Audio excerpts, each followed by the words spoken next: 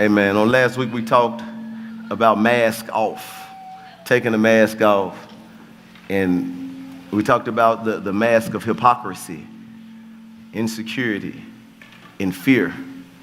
And we talked about what a mask is. And a mask is something that serves to conceal or disguise. Something that serves to conceal or to disguise. It's disguising who I really am. This is what I want you to see, but behind this mask is who I really am. But I want you to see this, but this is who I really am. A mask is a false face to hide the real one. It's a false face to hide the real one. So I'm giving you this face, but I'm really hiding the real face. I'm really hiding who I really am, but this is the one that I'm giving you. I'm giving you this nice one. I'm giving you this friendly one. I'm giving you this mean one. I'm giving you this one that has it going on, but it's a false face to hide the real one. And oftentimes we wear our mask because we have issues. So a mask is the outward expression, but it hides something that takes place inwardly. It hides our issues. Listen, we did a whole sermon series on issues, and issues means the vital and unsettled matters.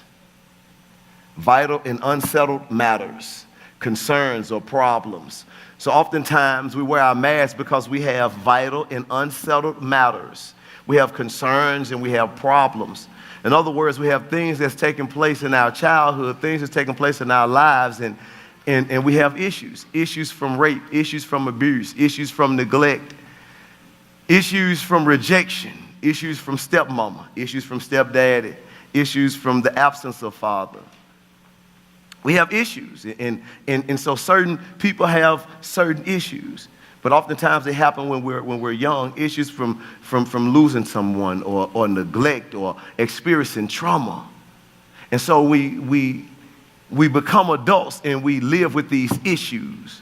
We become adults, we get married, but we still have issues in our marriage. We get jobs, but we still have issues. We become professionals, we still have issues. We get degrees, but we still have issues. So you got a degree, you're a professional, you have a couple of degrees, but oftentimes when you don't deal with your issues, you bring your issues with you wherever you go. You go out of town and you still got issues. Ain't nothing happening in Memphis, and you go into L.A. and you take your issues with you to L.A. You go to Dallas, you go to Atlanta, you go to New York, and you take your issues with you because you hadn't dealt with your issues. And oftentimes you mask your issues. You try and hide your issues behind your education, hide your issues behind your PhD, and people don't think that you have issues because you got it going on. They don't think that you have issues because you have money. They don't think you have issues because you have a big house. And so people don't think that you have issues. People didn't think that Jennifer Lopez had issues of insecurity. How could you look the way that you look, but you wrestle with insecurity? And you thought that it was just you because you wanted this body and you wanted this look and it didn't happen. And so you have insecurity. But people have insecurities, and sometimes they just mask it. They mask it with makeup. They mask it with relationships. They mask it with different entities. But I believe God wants to get beneath the mask. I want to get, because oftentimes we surface people and we deal with the surface.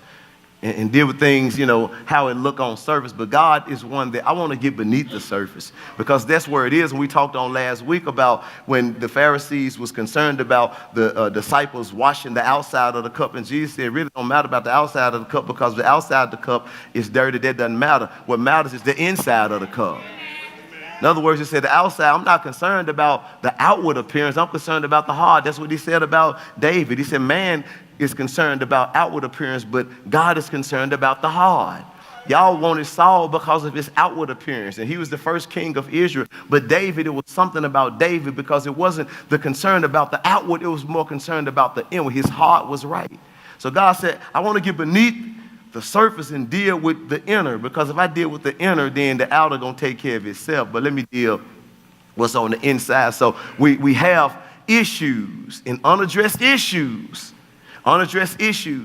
from your childhood, from rejection, from low self-esteem, being defensive, all of these things. I was talking to a group of our staff members. We was talking about about issues. And oftentimes when you have a drug user who has issues, we see the outward consequence, or we see what he's doing outwardly. He's using drugs, but it's really not the issue of him being a drug addict outwardly. It's something deeper on the inside. So we need to see what are his triggers, what happens on the inside to get him to do what he's doing on the outside. We see the outside, but there's something that went on the inside that caused him to do what he did on the outside.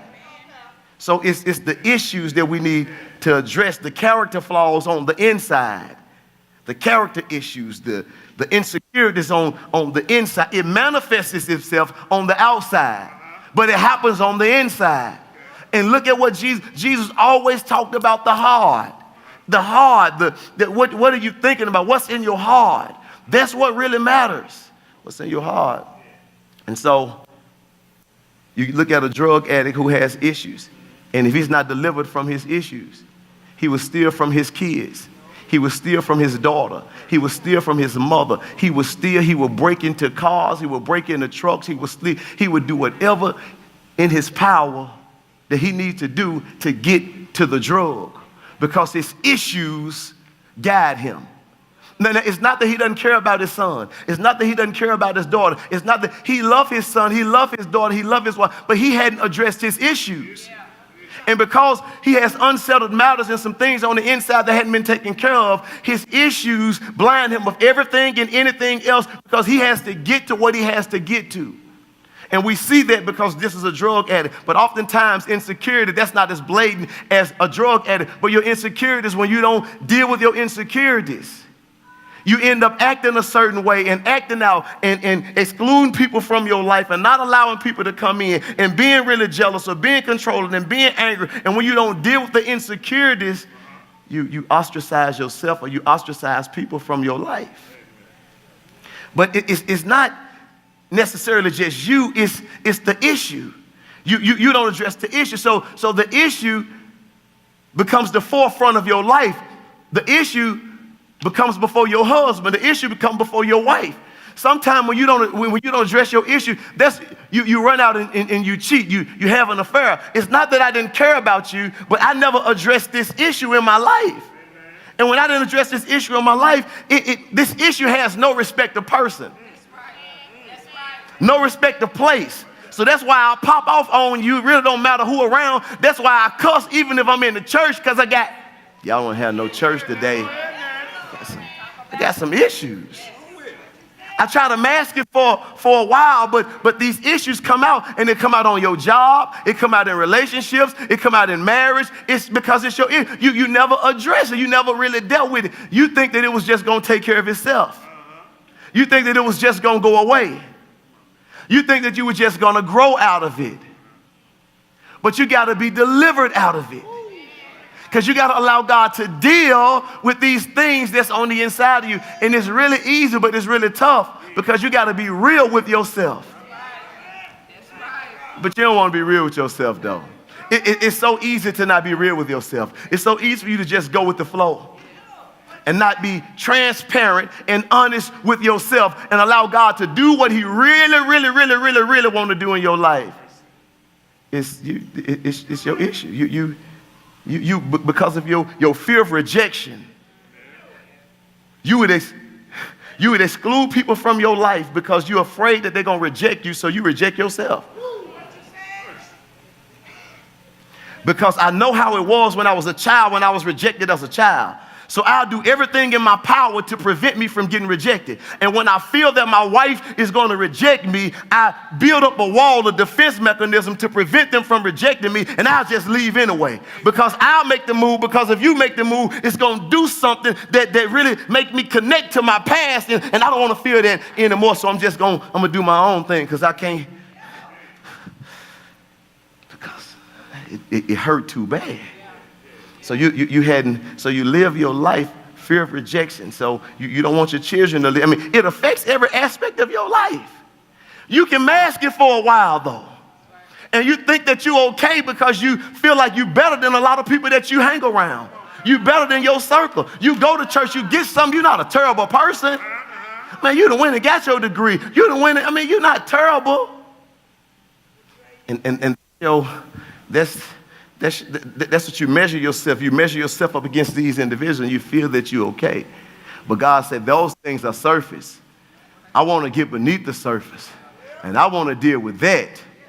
I don't want to deal with your MLGNW bill today. I don't want to deal with I want to deal with that right there. I want to deal with your unsettled matters. I want to deal with your childhood. I want to deal with because those issues that you hadn't dealt with is affecting where you are right now.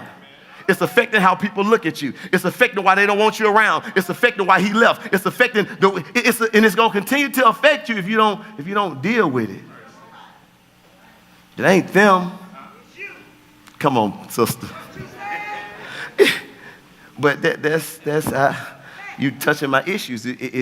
I want to hear something else. You touching my issues. You look at R. Kelly. Y'all got quiet. You look at R. Kelly. 50 years old.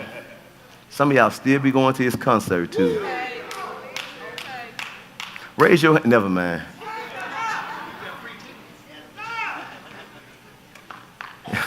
Never mind. But addressing, he had issues when in the 90s, Al, when we were talking about he married a teenager.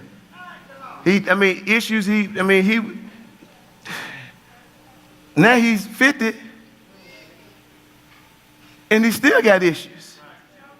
It manifests itself in a different way or pretty much the same way, but I didn't address it, so when I get older, it's not just going to go away because I've gotten older.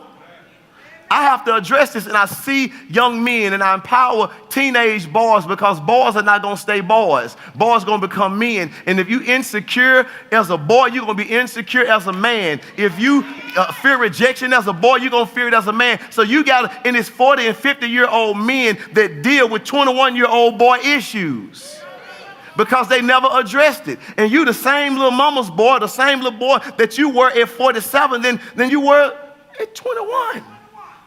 Because you didn't deal with it. You look at R. Kelly. You look at Usher. You look at all these people that's in the news now hadn't addressed their issues. So you can become a celebrity. You can become a millionaire.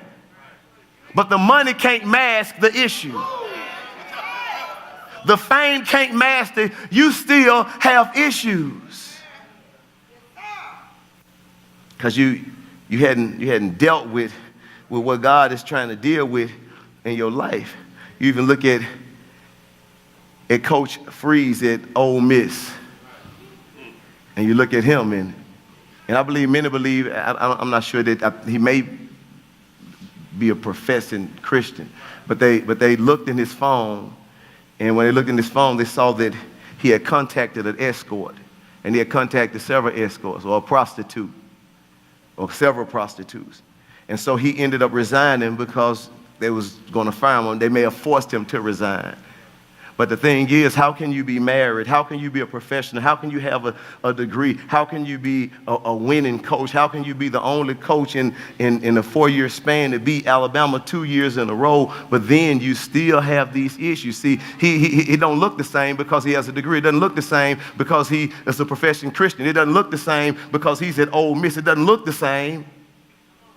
But he still hadn't addressed his issues. And it manifests itself, how it manifests itself, because there were some deeper things that took place. So you may pull out your phone and go to work. He called the escort and went to work. You may go on Brooks Road and go to work. He called the escort. He said, I ain't going on Brooks Road. I'm too known for that. They gonna catch me. I'll just call an escort and have somebody to pick her up, and we'll go over here. But it's the same issue. Whether you making it rain, whether you stripping, whether you going on Brooks Road, or whether you calling the escort, it come from the same issue. Jesus. So God wants us to address our issues. And my issue is not your issue. Your issue is not my issue. So I can't project my issue on you. You can't project your issue on me. You have to be real with yourself and say, what is it that God really want to do in my life? Reveal it to me today.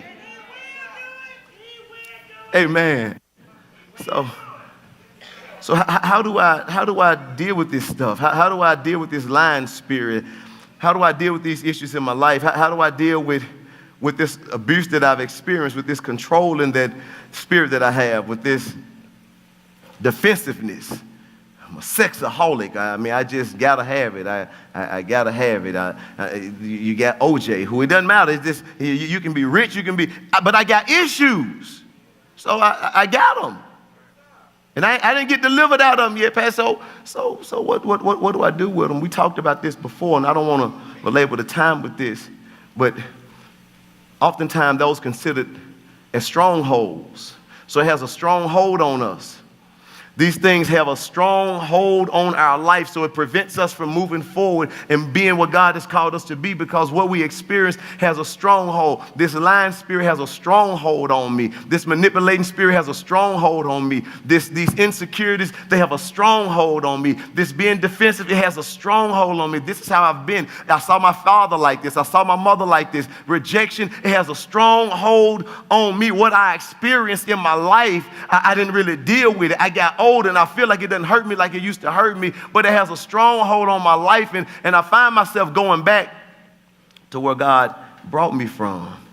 Listen, the stronghold, you habitually begin to think a certain way. You become accustomed to responding to the influences and control of the enemy's voice.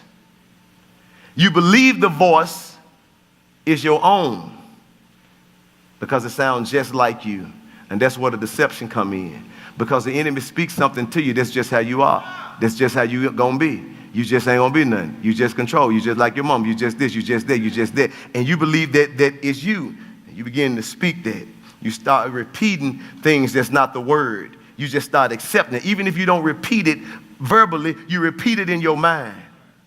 It's just the way it is.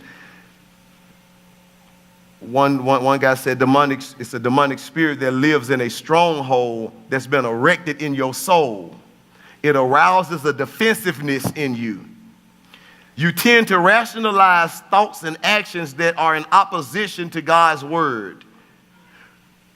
This is not in agreement with God's word. So I got to challenge whatever the enemy says to me that's not in agreement with God's word. And stop allowing what the enemy said about me to be the word, and allow what God's word to say about me. So how can you recognize that there's a stronghold? It will be an area, here you go, it will be an area in your life in which you consistently have problems and can't live in victory. What's that area in your life that you consistently have problems and you can't live in victory, or you feel that you can't live in victory? I consistently have problems in this area. I consistently have problems with being consistent. I consistently have problems with lying. I consistently have problems with pornography. I consistently have problems with lust. What's that area in your life that you consistently have problems with and you just can't seem to get the victory? I keep going back to this.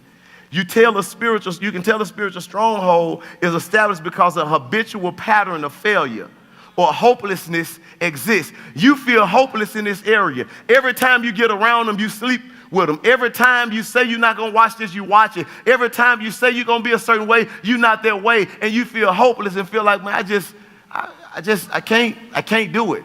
Maybe this Christian thing is not for me. I know this Christian thing is for me, but maybe I don't know. I keep doing the same thing. The habitual hopelessness or inability to change that steers you toward a consistent, ungodly thought pattern or action that seems just to be a part of who you are. You feel like this is just a part of who I am. Everybody in my family freaks. That's just who we are. Everybody in our family controlling. That's just who we are. Everybody in our family like this. That's just who we are. Everybody in our family pop off on. That's just who I am. And you've accepted this. You've accepted this character flaw. You've accepted this role in your life. And you try not, I'm not even going to address it. I'm not even going to get any better in that area. That's just who I am. That's just how I am. So how do we fight that? How do we fight that? How do we deal with that? Because this is me. This is my life. This is what I experienced. This is what was given, passed down to me. This is how my daddy was. This is how my mama was. And this was passed down to me. How do I deal with that? This was given to me. I didn't ask for this, but it was given to me. So how do I deal with this? Or my experiences caused me to have these issues. So how do I deal with this? The rape, the abuse, the lying, the rejection. I was neglected. I hadn't even told you all of the story in my life. Even I got on the testimony video and I gave y'all some of the testimony, but I didn't give y'all all the testimony because y'all can't handle all of the testimony. I can't tell you all of this stuff that happened to me. Some issues, man. I tell you all of this stuff. I can tell you all of this. I got issues, but it's affecting me. It's affecting when I'm on a team. It's affecting when I'm at work. It's affecting my marriage. It's affecting my job. It's affecting me. But maybe it's really not affecting me because this just me. And you don't like me. It's not that I don't like you. It's that we got to deal with your issue. Husband, you got a problem with me. Sweetie, I don't have a problem with you. It's just your issue is causing some stuff in this house to be out of order. And we just got to deal with your issue. Wife, you got a problem with me. I don't have a problem with you. It's your issues that's causing you to be unfaithful. It's your issues that's causing you to be passive, to not step up. It's your issue because you saw your daddy passive. It's your issues that's causing you to be controlling because of what you saw. So I really don't have a problem with you. I got a problem with your issue. But oftentimes the issue in you are so connected that you think that you are your issue. So when you talk about my issue, you're talking about me. When you talk about my stuff, I can't receive what you said to me because you're talking about me. But I'm not talking about you. I'm talking about your issue. And we got to correct that and allow me to help correct that, or at least let me send you to the place where you can get that fit, because if you never deal with this,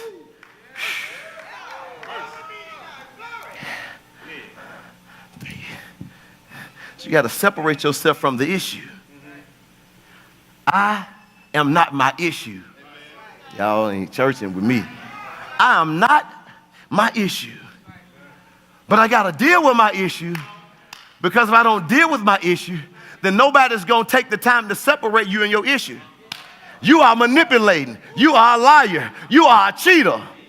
You can't, well, I'm really not a cheater. It's my issue that caused me. Boy, get out of here. You know, you did it. So you have to take responsibility and deal with your issue. This is how we deal with it. 2 Corinthians 10, verse 3 through 5. What Paul says here, he said, for though we live in the world, we do not wage war as the world does. The weapons we fight with are not weapons of the world. So we live here, but we don't fight like the world fight. You don't fight like your friends fight. They're going to tell you something different, so be careful who your friends are. Evil communication corrupt good manners.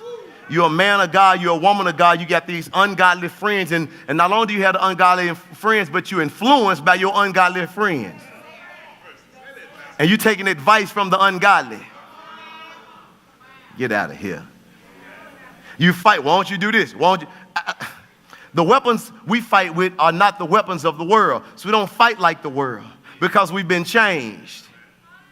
On the contrary, they have divine power to demolish strongholds. When we fight like God has called us to fight, they have divine powers to demolish strongholds. So if I want this stronghold to be cast down, then I have to use the power that God has given me to destroy this stronghold. Y'all ain't gonna church. To destroy this lust, to destroy this junk that's in my life, to destroy these issues that I have to fight how God has called me to fight. You cannot passively address your issues. Some of us you think it's just gonna happen. You have to aggressively address your issues. Just passively. Listen, sweetie, never mind. If you was a freak and you didn't get saved, don't just think that I'm just going, you got to aggressively You was promiscuous when you were a teenager. You were sleeping with a whole lot of people, so you just not going to get saved. You got to aggressively address this and realize, why was I like this? And I gotta be aggressive. I got to address this because these things are going to come up and people are going to call me. And I'm going to see some things that's going to remind me of where I used to come from. And I'm going to hear some words that's going to remind me of what he used to say to me. And I got to aggressively address these things and not passively address them. Listen to what he said. Paul said, the weapons we fight with are not weapons of the world. On the contrary, they have divine power to demolish strongholds. We demolish arguments and every pretension that sets itself up against the knowledge of God. My God. And we take captive every thought to make it obedient to Christ. I got to take captive. That's the one. I got to take captive every thought. What thought did I just have? Was this a godly thought or an ungodly thought? I got to take captive. I got to take captive every thought. I got to challenge this thought. This thought that I have, I got to challenge it. What was this thought? You ain't going to be nothing. I challenge that thought. What was this thought? You're going to be broke just like your daddy. I challenge that thought. I take it captive. I'm not going to allow this thought to infiltrate my mind and have me thinking I'm never going to have. You're always going to be. I'm not going to always be. I take this thought captive. You might as well just quit. I take this thought captive. You might as well just give up. I take this thought captive. He slept around, you might as well sleep around. I take this thought captive. She ain't gonna do right. I take this thought captive. So when the enemy begins to speak, you have to take that thought captive. No. I grab a hold to. I take it captive. I grab a hold to, and I don't allow it to infiltrate me. I don't allow it to come into my heart, into my mind, into my spirit. I cast this mess down out of my mind. I will not be what you said I'm going to be. And you got to aggressively do it opposed to passively doing it. Because all your life, you've been in agreement with the enemy. You've been in agreement with what the enemy has said about you. Man, you know what I'm saying? Man, all the Joneses, man, we just knock them off. They call us knock them off Jones. That's what we do, man. So my uncle and them, my cousin and them, my brother and them, man, that's what we did, man. All of them, man, we just, you know what I'm saying? We had a nickname for real, man. Ask them, man, back in high school, they called us knock them off Jones. So that's what you believe. So now you're married and you're trying to do things God's way, and your wife tripping out and ain't gonna let you be great. And you thinking about who you are, who the enemy said you were, who you've been in agreement with. I'm knocking off Jones. What you mean ain't nothing shaking tonight? Some gonna shake. Because back in the days, there was no such thing as wasn't nothing shaking. Because if she don't, she did. Y'all ain't going to church. Yeah. Because if she don't, then she did. And if they didn't, they did. So what you mean? So I'm not used to no. So when you say no, then I'm going to go. Y'all want me to be nice and y'all want this to be real cute and that. And so that's what I know. Because I've been in agreement with being knocking off Jones. So I got to know that, you know what, because of who I am now, because I'm a great man of God, because I'm a royal priesthood, because I'm a chosen man, because I'm who he said I am and not who my uncle said I was, not what my brother said I was, not who my daddy said I was, because I'm who God said I am. When these thoughts come my way and she said no, then I got to take this thought captive. When the enemy say, go on, get you something else, I take this thought captive. The thought came, but I took it captive and I casted it down and said, the devil is a lie. Y'all don't have no church. So does it mean that the thought doesn't come? No, the thought comes. The defeated thoughts come. The suicide thoughts come. They gonna come. They just gonna come. The rejection thoughts gonna come. They just gonna come. The might as well quit thoughts, they gonna come. They're gonna come. They came then, and when you got saved, the enemy didn't say, I'm gonna stop sending these thoughts your way. They are going to come. They come to me.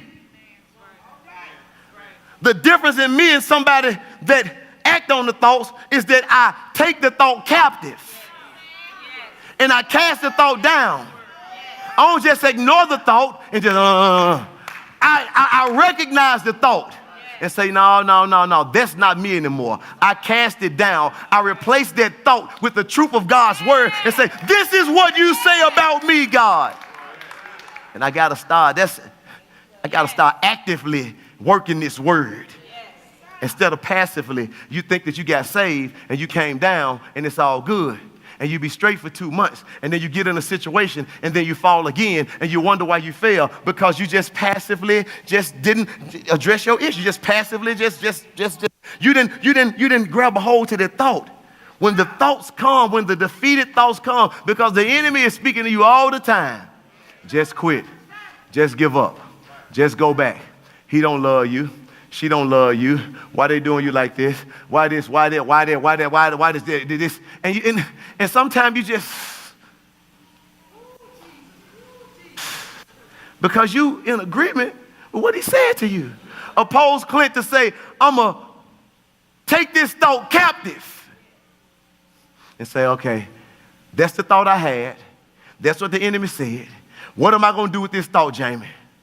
What am I going to do with it? Am I going to allow it to live in me? Am I going to become in agreement with this thing? Or am I going to cast it down? Because I got the power turns to cast it down. I got the power that's inside of me to cast this junk down and not be in agreement with it and become in agreement with the word of God. That may sound so spiritual and so, no. I am in agreement. What do you say about me, God? If you say this about me, then I align myself up with what you said about me. Not what my uncle said about me. Not what my history said about me. Not what my cousin them said about me. Not what my credit report said. This is what you say about me, God. And this is what I stand on, God. So I actively, God, address these things that's in my life. So we take captive every thought to make it obedient to Christ, and we'll be ready to punish every evil act of obedience once your obedience is complete. We got to take our mask off. So I brought the mirror. Out. Y'all look nice. Hey, y'all look nice. And I brought the mirror out. This mirror been a long time coming. The mirror been on my mind because this where it is. This right here. We don't want to deal with this right here. Well, this right here. And y'all know Michael Jackson, the man in the mirror. He was saying, if you want to make the world a better place, just look at yourself and make the change. He said, man, look, you complained about a whole lot of stuff, but it's in you. Change happened in you. That's the word of God. It's you. Jesus told Peter when he said, Peter, feed my sheep, feed my lamb, feed my. And Peter told him, Jesus, what John gonna do, Peter? What's up with John? And Jesus said, look, what is that to do to you? What's that? That ain't got nothing to do with you. Do what I tell you to do. Feed my sheep. But God, you blessed her and she got the job. That ain't got nothing to do with you. Well, God, she didn't got pregnant. She still. That ain't got nothing to do with you. Well, God, she got the promotion. That ain't got nothing. What did I tell you to do, woman? What I tell you to do, man, stop comparing yourself and trying to measure yourself up against people and do what I told you to do. Trying to look in somebody else's mirror. Look in your own mirror. We was on a trip and my mama needed to do something. I don't know, probably put on some makeup.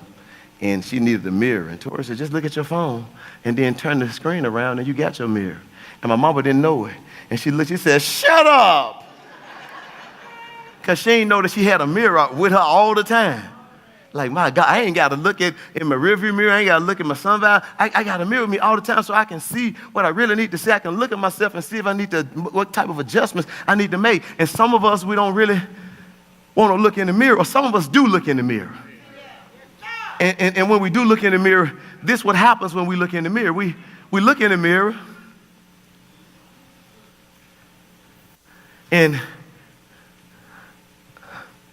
when we look in the mirror, the only thing we see is a victimized person. We never did anything wrong. It wasn't us. It was somebody else. The reason that I'm like this is because of what my mom did not do.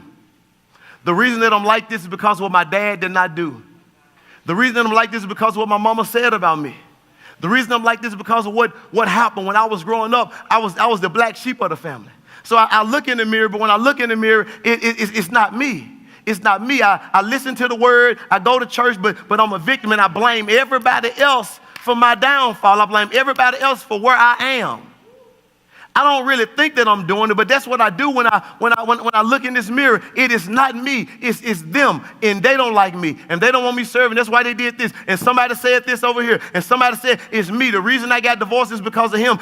And you say things like, well, I make some mistakes and stuff, and I know it ain't all me. I got some fault in this, but you really don't believe that. You just say that because that's the thing to say, and you don't want nobody to really know that you're truly a victim, and it's you. God said, I want you to deal with you, but you look in the mirror and the only thing that you see is what you did right. Only thing you see is what they did to you.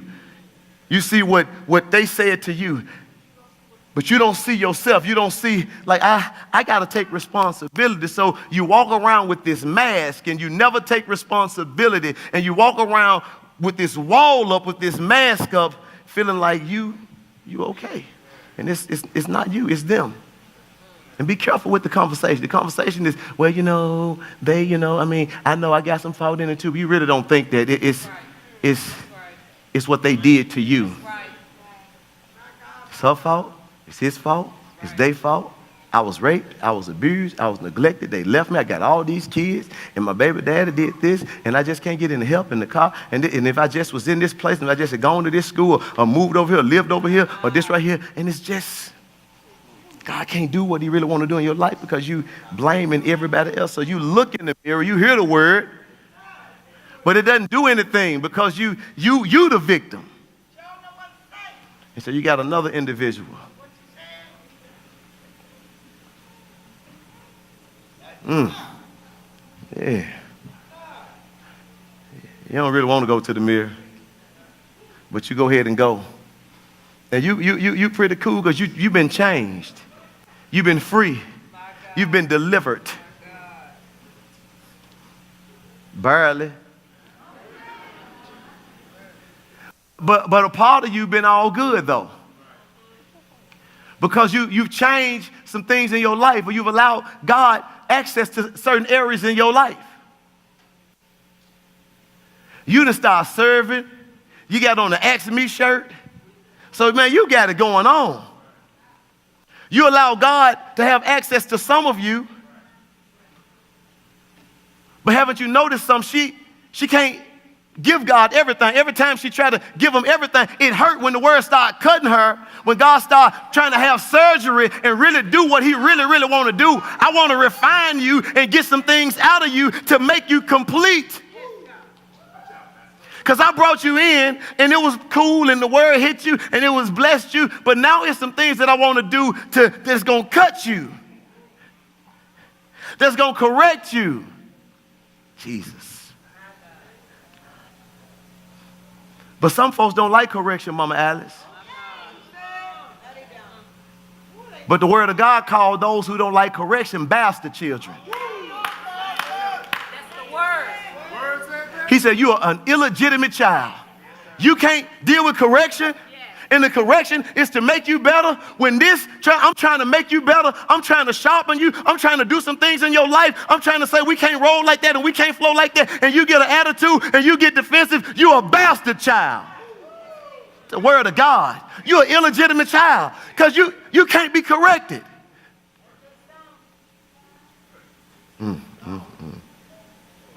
So I give you half of me. I give you some of me. I give you a part of me. I lift up my hands. I still can sing, but I'm still going to hold on to this. I'm going to come, but I'm still going to hold on to this, though. I'm going to serve, but I'm still going to hold on to this. I'll play, but I'm still going to hold on to this. I'll serve tea, but I'm still going to hold on to this. I'll give a VIP card out, but I'm still hold on to this. I'll pray. You better not be up here praying, but I still hold on to. Because I'm not giving you access to all of me. Because giving you access to all of me hurt. Because that means I got to go back and deal with some real issues. Because there's some strongholds that I'm not ready to deal with. I just want to be welcome to innovation. I just want to be blessed the Lord. How we lift our hands in the same. Oh, I just that. But I went to church. What the preacher preached about? He was talking about a mass, the mass. You know, the future. I don't know. It was good though. Do you spend time in his word? I don't spend time in his word. Do you read his word? I don't read. Do you get involved in life group every night? What do you do outside of Sunday? That's why you have heart. Let God do what he really want to do. And even if you do those things, give him everything, but you half-hearted. And I said, I can't really do much with you when you half-hearted. And then you got another individual. You got your mask on. You just went right past the mirror. Look in the mirror, woman. She don't look in the mirror. Because it hurt to look in that mirror.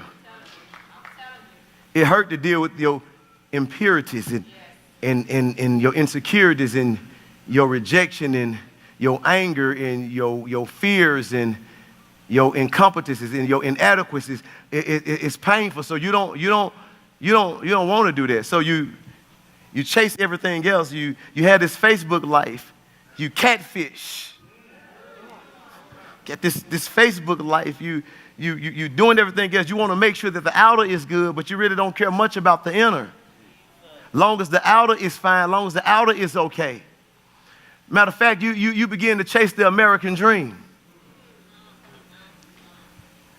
You want to make sure that you got the 2 kids, the house, the dog, and everything. And so you care about your perception. What do people think about you? You're more concerned with what people think about you than what God think about you. The Bible says to be friends with the world is to be enmity with God. But see, your problem is that you're friends with the world. You want to blend in with the world. You want to make sure that the world accepts you. And the world says you are a people pleaser instead of being a God pleaser. God said, how about please me instead of pleasing people? Only what you do for me going to last anyway. But you chasing different things and you got issues and controlling and you want to control what people think about you. Think like this about me. We talked about that on last week. If you don't think what I want you to think about me, then you begin to have a problem with that individual for thinking, for really finding out the true me. Let somebody get close to you. Let somebody get close to you and begin to see what's under that mask. And not just see what's under that mask, but call the real you out. Oh, no. You're going to cut them off. You cutting them off. I got to leave. I got to go. We can't be married. We can't be in this relationship because you finding out the real me, the real person behind this mask.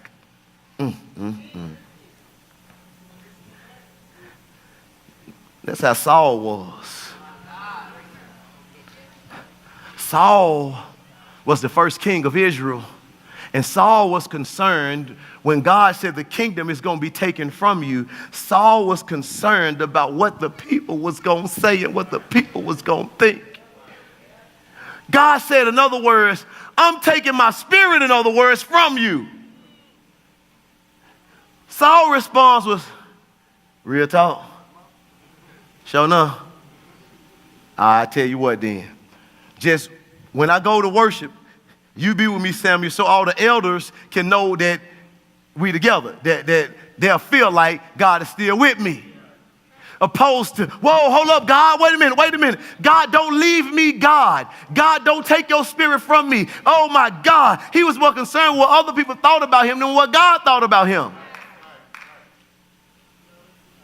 But you got a fourth individual.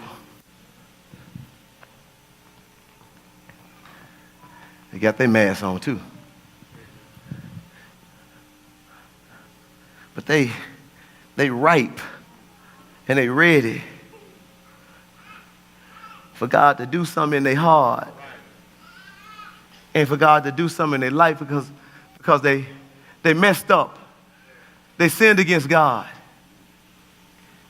And they knew that they had really messed up and they knew that, you know what, I got to get this thing right because I keep messing up and my childhood was a mess and my mama did this and my daddy did this, but I'm responsible for what I do and I can't keep blaming everybody else for what I'm doing right now. I mean, it may sound good and I get around a group of people who court my stuff. See, when you have issues, oftentimes you go and you find different people who going to validate your issues, who going to validate your stuff. Because real people that truly love you and have a relationship with God, they going to correct you and tell you what's right. And you going to go to whoever it is you can find that's going to say, girl, they judging you. Girl, you ain't got to, girl, this, boy, man, how you going to, Now, I don't want to hear from them. I want to hear from somebody who know God, who love God, who know me, who love me, who I can open up and talk to, who can share. You wrong about this. Oh my God. So she done messed up. She got a mask on because she done messed up because she got sin in her life. But she realized that she look in the mirror that she's not so perfect. And it's okay to not be so perfect. That she doesn't have it all together. And it's okay to not have it all together. That she got some imperfections. And it's okay to have some imperfections. And she realized that her issues are causing her to have people walk out of her life. And it's causing her or prevent her from being the woman that God has truly called her to be. She messed up. She sinned against God. She's saying, God, give me that work. God, have your way in my life. God, do what you want to do in my spirit. God, do what you want to do in my soul. God, I'm a wretch undone, God. And God, I need you right now, God. If you don't do it, won't nobody do it, God. If you don't heal me, God, I can't get healed. If you don't fix it, God, I won't be fixed, God. She's in the mirror saying, all of this ugly, all of this junk, all the molestation, all of the rapes, all of the abuse, what my mama said, what my daddy did, what didn't happen, what did happen. God, here I am right now before you, God, and I need your help. I need your strength, God. It's against you and you only. Have I sinned and done what was wrong, God? I done been out here sleeping around with different people. I done been out here sleeping with women husbands, God, and God, I'm not going to pass the buck. I'm not going to say what they did it, what my mama did it, what they shouldn't have done this to me. God, I surrender myself to you. I got to take this mask off. Because it's something when you're in a relationship and you're totally honest with the person that you're in a relationship with. Some of us can be in relationships with people that you don't even know. You can be in a relationship with people for years, and some of you married people that you don't even really know them. Or you got brothers and sisters and you don't really know, you know them, but you don't know them because they got this wall up or this mask on because they don't want you to know them. And so how can we be living together, but I truly don't know? What you think I don't know, I really know you, but you hadn't allowed me to really know you. I know you because I see what you do. I see your character. So I have to kind of act like I don't know what I know. That's what it is with God.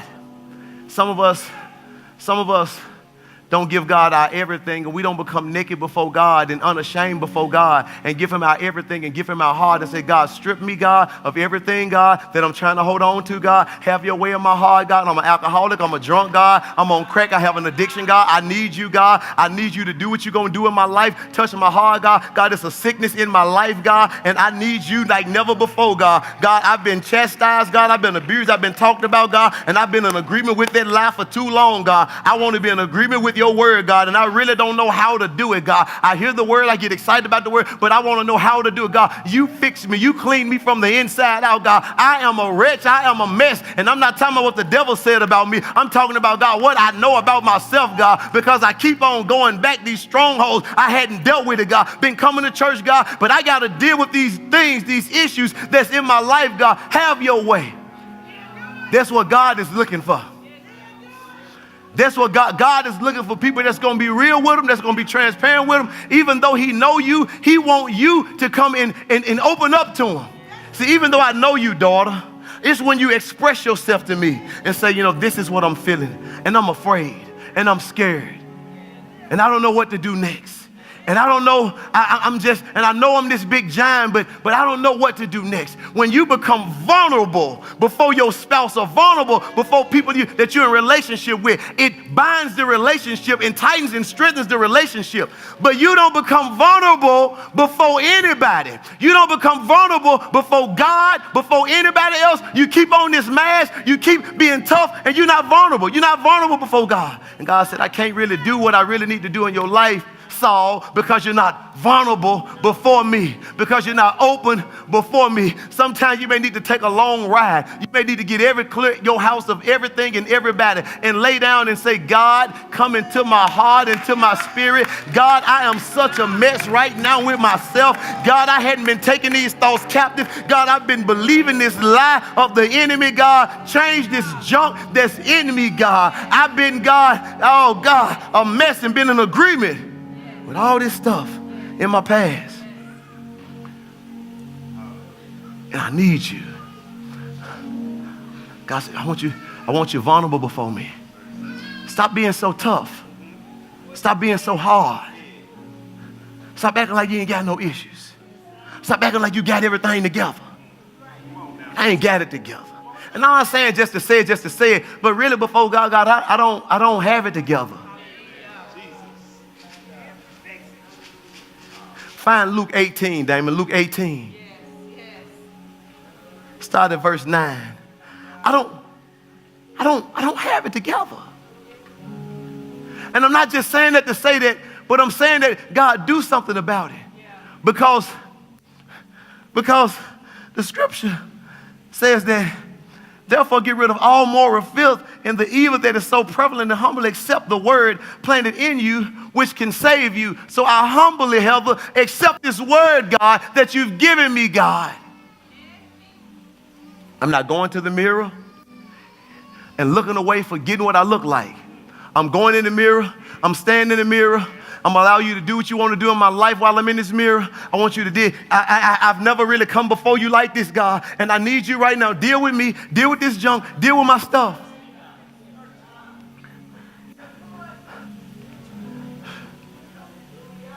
Listen what he said. To some who were confident in their own righteousness and looked down on everyone else, Jesus told them this parable. Look what he said. He said, two men went up to the temple to pray, one a Pharisee and the other a tax collector. The Pharisee stood by himself. That was the spiritual person. That was the praise leader. That was the preacher. That was the pastor. That was the minister of music. That was the chief of the prayer team. That was the big dogs, the Pharisees. God, I thank you that I'm not like other people. Y'all don't have no church. I thank you that I'm not like that crackhead. I thank you that I'm not like that alcoholic. I thank you that I'm not like that drunk. I thank you that I'm not like that twerker. I thank you that I'm not like all of these other sinners. I'm thankful that I'm not like this dude who came to church smelling like weed. I'm thankful that I'm not like these folks that they come up in here every week and they share. I'm thankful, God, that I'm not like them. That's what the Pharisees said. I'm thankful that I'm not like them jokers. He said, I'm thankful I'm not like the other people, the robbers, the evildoers, the adulterers, or even like the tax collector. He said, I fast twice a week and give a tenth of all I got. Man, I pay my tithes, I don't miss nothing. These clowns don't pay nothing. Give $1. Think that is, ain't finna pay for nothing. But I do all of it, I pay my tithes. But the tax collector stood at a distance. He stood at a distance. He would not even look up to heaven.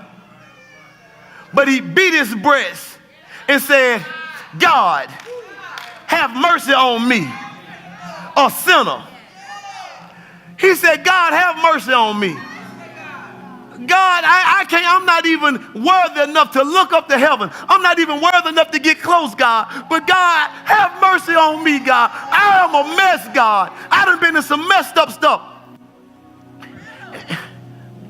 And I'm not talking about just adultery and fornication. I'm talking about when our heart's not being right. Being manipulative, being controlling, not dealing with what God wants to deal with not dealing with your rejection issues. God, I hadn't allowed you access to all of me. He said, I tell you that this man, rather than the other, went home justified before God. He said he went home justified before God. God said, this is my guy right here. This the one right here. This the one. Because he was vulnerable, he was open to me. We're going to close on this passage of scripture here. She cried out to God, God, I need you. Give me that word, God.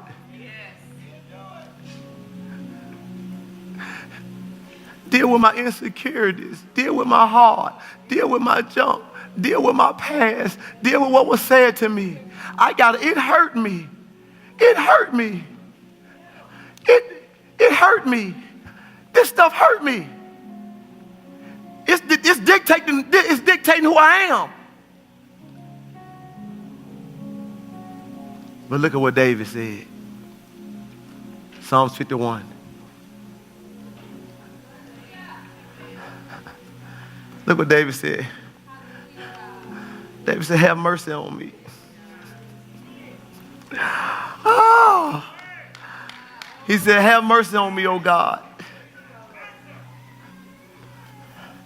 Saul messed up, and Saul was concerned about people. David messed up, and David said, have mercy on me, oh God. According to your unfailing love, according to your great compassion, blot out my transgression. And he said, wash away all my iniquity and cleanse me from my sin. For I know my transgressions and my sin is always before you. He said, against you, you only have I sinned and done what is evil in your sight. So you are right in your verdict and justified when you judge. Surely I was sinful at birth. Surely they talked about me. Surely my mama won that. Surely all this stuff. Sinful from the time my mother conceived me. Yet you desire faithfulness even in the womb. Even though I came from sin, you still desire faithfulness. You taught me wisdom in that secret place. Cleanse me with hyssop, and I will be clean. Wash me, and I will be whiter than snow. Let me hear joy and gladness. Let the bones you have crushed rejoice. He said, hide your face from my sins and blot out all my iniquities. Then he said this, create in me a pure heart. Jesus. Create in me a pure heart, O God, and renew a steadfast spirit within me. Do not cast me from your presence, Jesus, y'all. Or take your Holy Spirit from me. Restore to me the joy of your salvation and grant me a willing spirit to sustain me. I need a willing spirit. Some of us don't have a willing spirit. A willing spirit to do your way, to do your thing, to do what you call me to do. Grant me a willing spirit. Then I will teach transgressors your ways, and sinners will turn back to you. Deliver me from the guilt of bloodshed, O God. You who are God, my Savior. And my tongue will sing of your righteousness. Open my lips, Lord, he repent, Lord, and my mouth will declare your praise.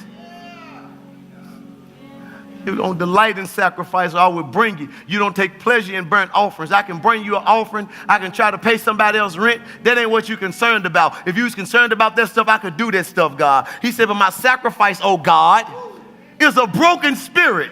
Jesus. My sacrifice, oh God, is a broken spirit, a broken and a contrite heart. You, God, will not despise. That's my sacrifice.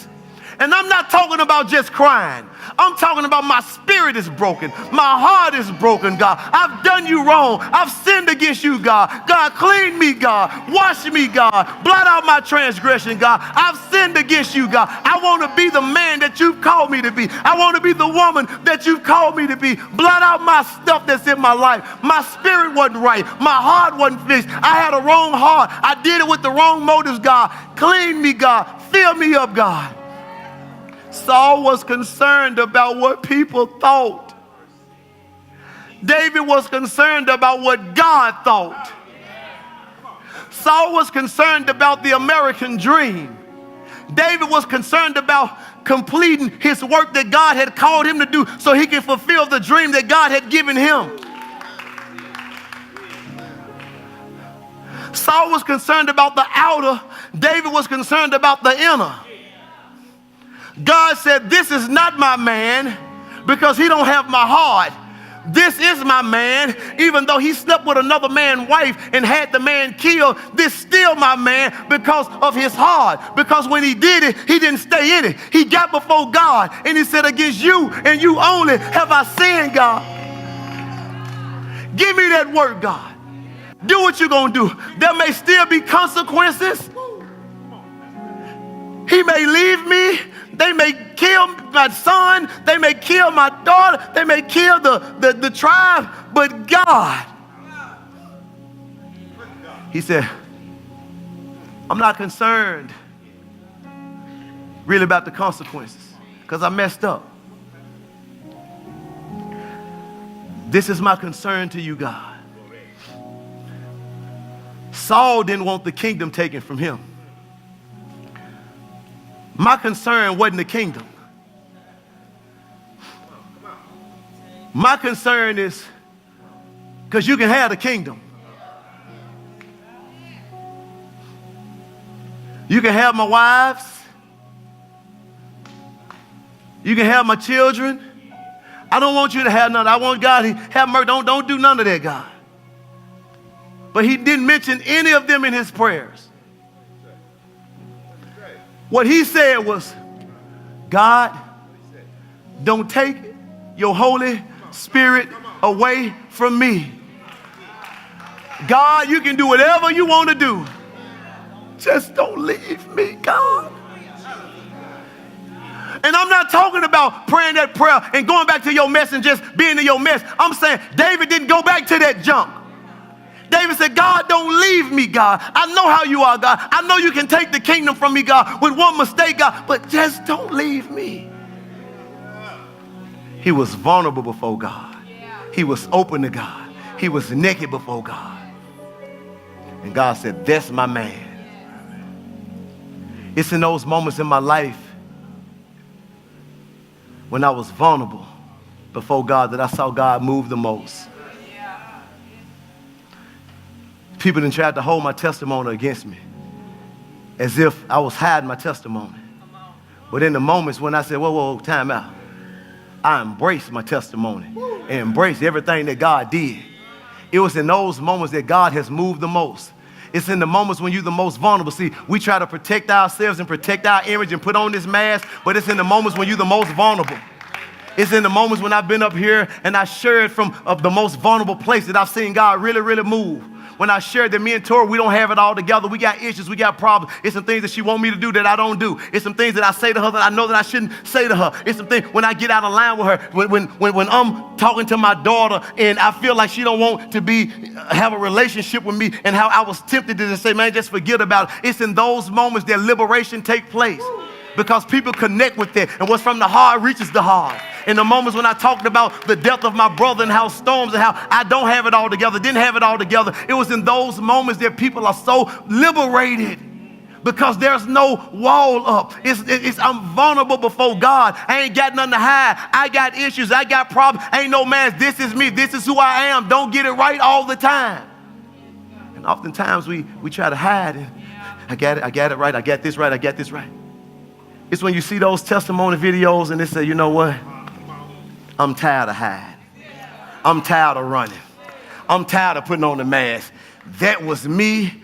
This is me now. I thank you, God. I let this stuff go, God, and I surrender my all to you. Do it, God. Do it, God. God wants you vulnerable before him. Let your guard down. Let your guard down. Take your mask off. Face it. Face your ugly self. And I'm not talking about your outer, but I'm talking about your inner. Some of y'all are some ugly people. If that hurt you, you got issues.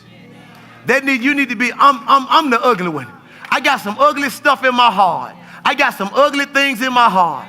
and only you can fix it, God. I'm not going to be half-hearted. I'm not going to ignore it. I'm not going to blame other people. I'm going to get in this mirror. I'm going to get before God, and I'm going to say, God, have open heart surgery on me. Here I am, God. Do what you want to do in my life, God. I surrender my everything to you. I'm vulnerable before you, God. I don't have it all together, God. I need you, God. I'm not worthy, God. I'm not worthy. Have mercy on me, God. I'm not worthy to preach your gospel. I'm not worthy to lay hands on anybody, God. But you made me worthy, God. And I thank you every day of my life, God. You made me worthy. That's the type of vulnerability that he wants. But you're too hard. You're too tough. And you got it together. You healed. He said, those that are well, you don't need a physician. You don't need no doctor. Get out of here because you got it together. He wants the broken. He wants the, man, I'm broken, man. Man, I ain't doing nothing crazy, but I'm broken. I'm broken. My relationships ain't what it need to be. My jobs and this, my money. I am broken and I need God. I'm vulnerable. I take this freaking mask off of me and here I am, God. Do what you want to do. I've been hiding this stuff all my life. Ain't letting them get too close. You think I just don't trust nobody. No. You got issues. Some of you married. Mask on. You sitting up in the crib with the mask on. You watching TV with the mask on. Don't know who are you? I ain't got it together. I'm weak. I ain't all that. I need some help. I need some help. I need some help. That's what God wants. That's what God wants. He said, now I can help you. I can help you. I can help you. I can change you. I can do it. Because you ain't got it all together.